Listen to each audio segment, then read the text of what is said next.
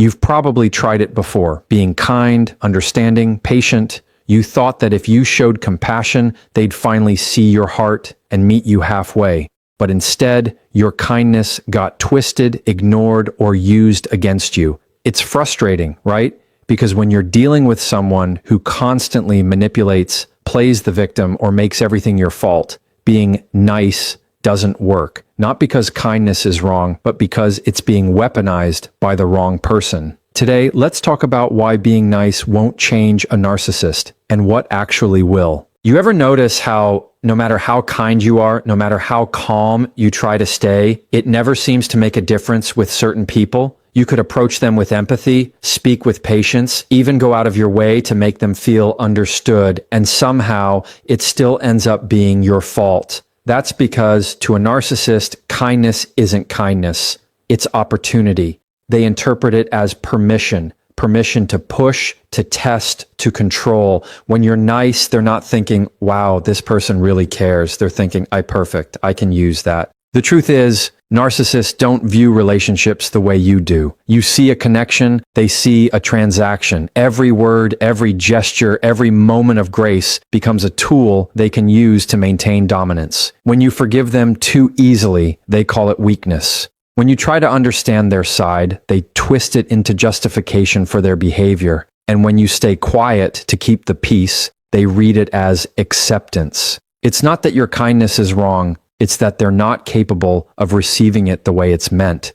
You're speaking the language of empathy, but they only hear control, power, and self-interest. A narcissist's goal isn't harmony, it's hierarchy. They have to be on top. So when you approach them with kindness, they don't feel safe. They feel superior. They take that warmth and use it to reinforce their own ego. They'll smile, act appreciative, and in the next moment, turn around and make you question your sanity. That's how the cycle works. You give compassion, they take control. You show patience, they show manipulation. It's a loop that drains you emotionally, slowly teaching you that being good doesn't always bring out the good in others. What makes this so confusing is that most kind-hearted people believe love can fix everything. You think if you're just a little more patient, a little more forgiving, they'll finally get it. You wait for that moment when they realize how much you care. But that moment never comes because narcissists don't learn through kindness. They learn through consequence. You can't appeal to their heart because they've built walls around it. Their focus isn't on emotional connection. It's on maintaining control. And as long as kindness keeps them in control, they'll keep taking advantage of it.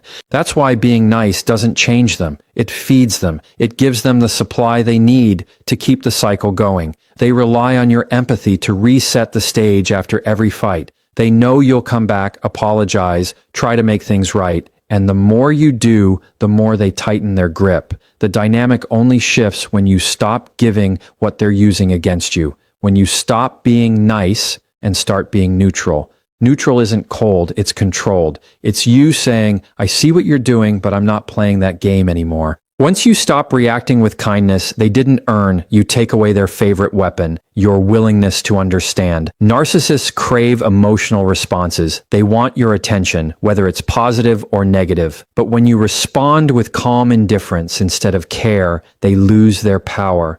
They'll test you harder at first, push more, provoke more, because they're not used to losing control. But eventually, the pattern breaks. You start realizing that you can still be kind, but you don't have to be accessible. You can still be good-hearted without being manipulated. Kindness is a strength, but only when it's paired with awareness. When you know who you're dealing with, you stop confusing decency with duty. You stop giving people chances they haven't earned, and that's the shift that changes everything. Because being nice might not change a narcissist, but recognizing how they use your niceness, that's where your power begins. One of the biggest traps people fall into when dealing with a narcissist is the constant need to explain. You think if you can just get them to understand your point of view, they'll see how much sense you're making.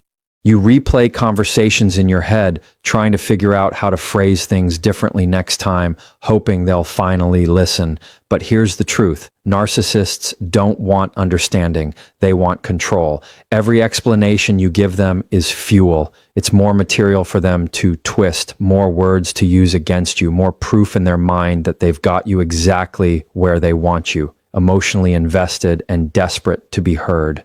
When you explain yourself to someone who's committed to misunderstanding you, you're not communicating. You're performing. You're dancing for validation that's never coming. Narcissists thrive on that chase. They'll bait you with accusations, with half-truths, with guilt trips, because they know you'll take the bait. They know you'll defend yourself, clarify, apologize over and over again just to clear the air. But what you don't realize is that they're not trying to clear anything. They're trying to keep the air cloudy because confusion keeps you compliant. If you're too busy trying to make them see your side, you'll never have time to see what they're really doing. You can't win a conversation with someone who changes the rules every time you start making sense. Narcissists will interrupt, shift blame, and flip every word you say until you start doubting yourself. They'll make you feel guilty for being upset, selfish for setting boundaries, and overreactive for simply standing your ground.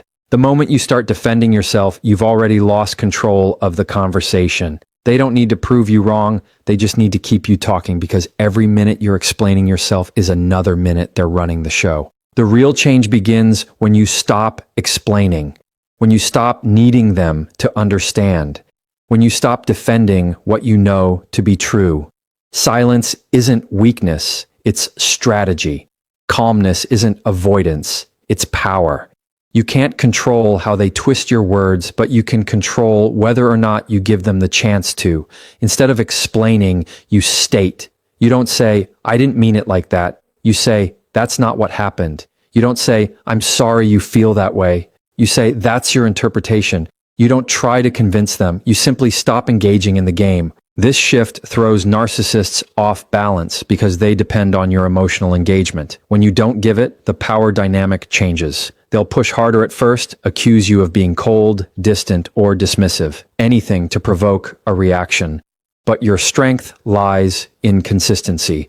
No defense, no long explanations, no emotional back and forth. You're not shutting down, you're stepping out.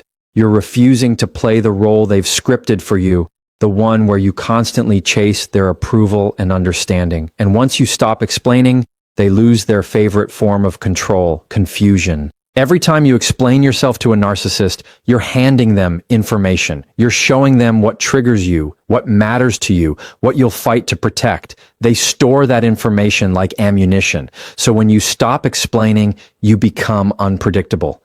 They can't manipulate what they can't read. They start realizing that their old tactics, guilt, shame, deflection, no longer land the same way.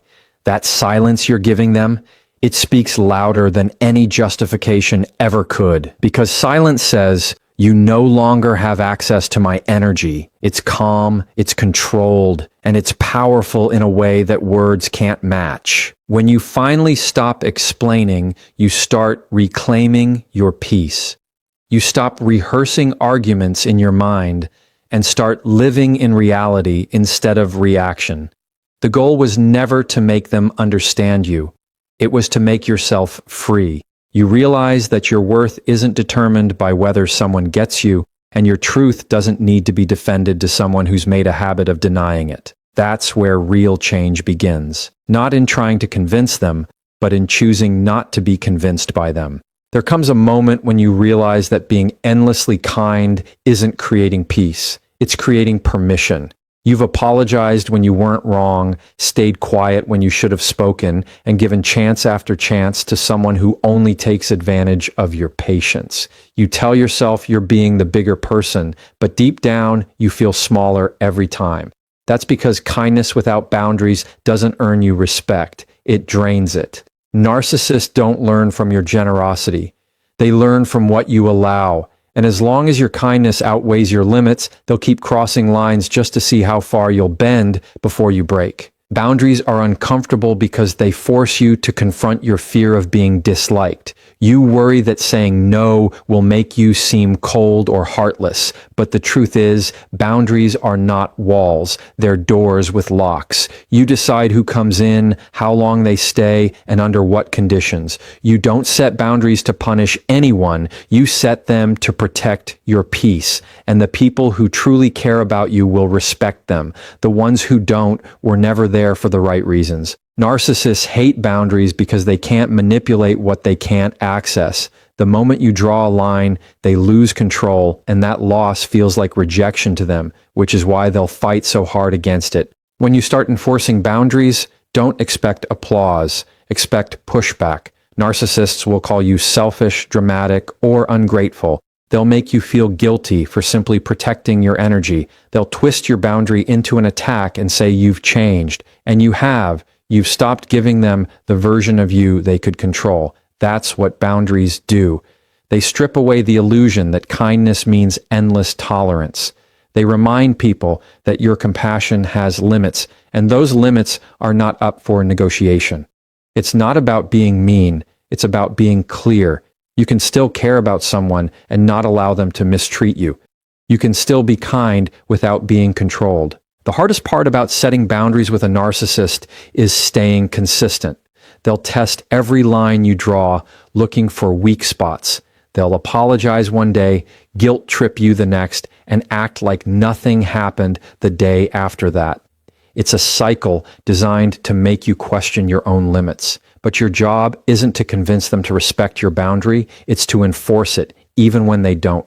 You don't need to explain it, justify it, or debate it. You simply follow through. Every time you keep a boundary firm, you teach them that your peace is not negotiable. And slowly, you start retraining yourself to respond from strength instead of fear. Boundaries are the language of self-respect. They say, I won't let you treat me like that without needing to raise your voice. They don't require anger, only clarity. The reason they're so powerful with narcissists is because narcissists operate on control. When you set a boundary and stand by it, you're no longer feeding their control. You're taking it back. That quiet confidence, that ability to walk away instead of react, it disarms them because they can't manipulate silence and they can't guilt trip someone who's done explaining. The less you argue about your boundaries, the more solid they become. You stop needing to prove your point and start proving your peace. Think of boundaries as emotional armor. They don't make you invincible, but they keep you safe enough to stay strong. When you know where your lines are, you stop living in reaction mode. You stop feeling anxious about how they'll respond and start focusing on how you will. You begin to see that your job isn't to fix their behavior. It's to protect your own well-being. And every time you honor that, you send a clear message, not through words, but through action. I'm not available for this kind of chaos anymore. It's not loud, it's not dramatic, but it's powerful enough to shift the entire dynamic. Kindness can be misunderstood, but boundaries can't. They don't need to be explained, defended, or softened to make others comfortable. When you start pairing your kindness with boundaries, something incredible happens. You stop attracting people who take and start attracting people who respect. You learn that peace isn't something you beg for, it's something you create. And you finally understand that saying no doesn't make you unkind. It makes you free. When you're dealing with a narcissist, every reaction you give is a form of currency. They don't just want your attention, they feed on your emotional energy. The sighs, the frustration, the tears, even the effort you put into proving your point, all of it fuels their sense of control. The more you react, the more powerful they feel. That's why emotional detachment isn't about being cold-hearted. It's about reclaiming your peace. It's learning to stop handing over your emotional responses like free fuel. It's realizing that you can't stop their behavior, but you can stop feeding it. Detachment doesn't mean you stop caring about people. It means you start caring more about yourself than the chaos they create. At first, detachment feels unnatural because you've been conditioned to respond. You're used to defending, fixing, or explaining. You think that if you just express yourself better, they'll finally understand. But the narcissist isn't looking for understanding. They're looking for reaction. Every word you say gives them more room to twist the story. So when you stop reacting, it confuses them. They don't know what to do with your calm. They poke, provoke, and push just to get a rise out of you because your emotions have always been their remote control. When you stop reacting, it's like you took the batteries out. Suddenly, they're pressing buttons and nothing's happening. That silence, that calm energy, that's what makes them lose control. Emotional detachment doesn't happen overnight. It's a discipline. It's choosing silence instead of arguments, logic instead of emotion, and calmness instead of chaos. It's not that you stop feeling, it's that you stop performing those feelings for someone who weaponizes them.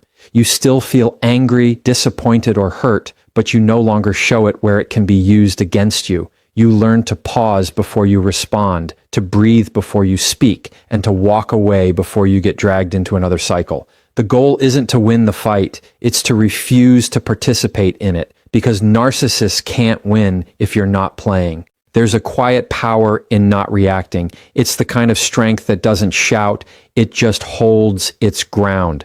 When a narcissist realizes that they can't pull you into their emotional tornado anymore, they lose interest. They can't feed on your calm. But here's the tricky part. They'll test it. They'll say things designed to trigger you. They'll bring up the past, twist your words, or act like they don't care at all just to see if you still do.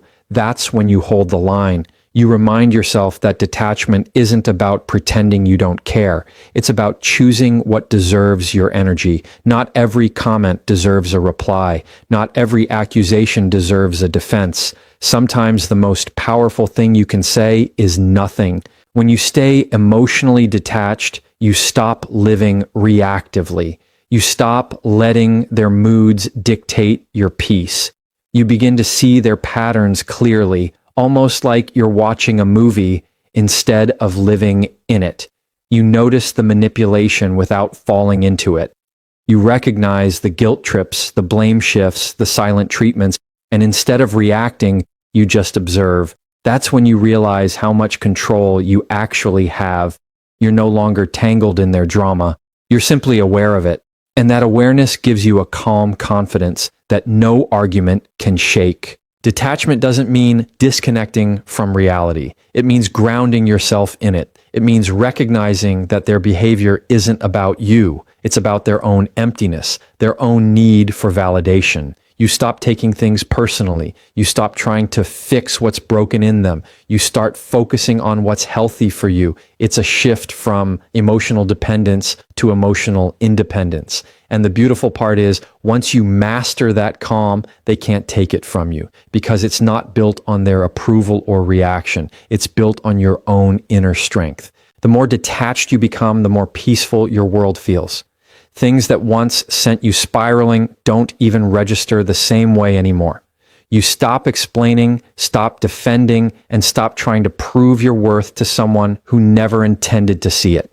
That's when you start to feel free, not because they changed, but because you did. Detachment gives you clarity, and with clarity comes power.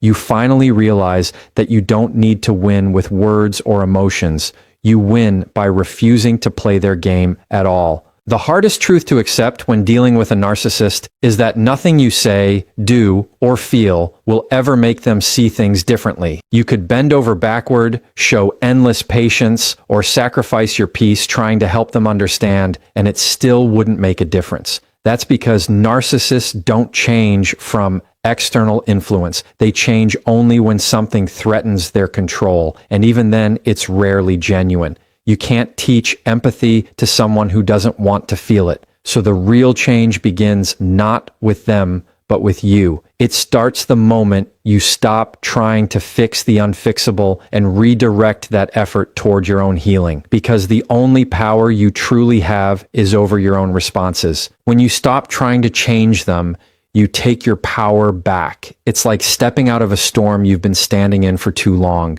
You start realizing how much energy you've spent trying to manage their moods, predict their reactions, and maintain peace that was never real. The exhaustion you've been feeling isn't from loving too much. It's from over-functioning in a relationship that runs on imbalance.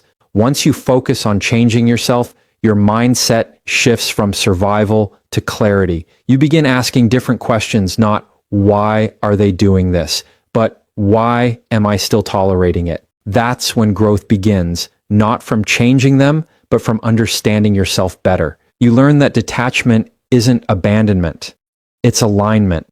It's choosing to live in truth instead of illusion. You stop waiting for apologies that never come and validation that was never real.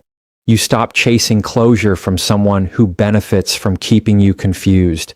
And in that stillness, you find strength you didn't know you had. You realize that your peace doesn't depend on their cooperation. You don't need them to understand your boundaries for them to exist. You don't need them to respect you for you to stand firm. Change starts when you finally decide that your emotional well-being is worth protecting, even if that means walking away from what hurts. When you shift the focus to yourself, everything starts to look different. You begin to see how much of your energy was invested in trying to earn something that should have been freely given. Respect, honesty, love. You start to rebuild your confidence piece by setting limits and keeping them. You start making choices that come from peace, not fear. You stop explaining your worth and start embodying it. The moment you realize that you don't owe anyone constant forgiveness for repeated harm, you begin to heal. It's not about becoming cold or distant. It's about becoming grounded. You're not changing for them. You're changing for you. Focusing on yourself doesn't mean you ignore the pain. It means you process it differently. You stop using it as a reason to chase them and start using it as motivation to grow. You learn from the patterns, from the red flags you once ignored, and from the times you stayed when you should have walked away. Self-awareness becomes your strongest shield. You start to see how every reaction, every attempt to fix them was really about your own need for closure. But once you give that closure to yourself, they lose their power. They can no longer pull you into the same emotional loops because you've outgrown the game. The more you focus on yourself, the more their behavior stops affecting you. What used to trigger anger now triggers understanding. What used to break you now builds you. You start viewing their manipulation as evidence of who they are, not a reflection of who you are. That's what real change looks like. When their chaos no longer has the ability to control your calm. You start living by your own standards again, making decisions from a place of confidence instead of fear. You stop reacting to their energy and start protecting your own. And over time, that emotional distance creates peace that no one can take from you. Change doesn't come from trying to wake someone else up. It comes from waking yourself up. You stop giving the narcissist center stage in your life and start reclaiming your own story.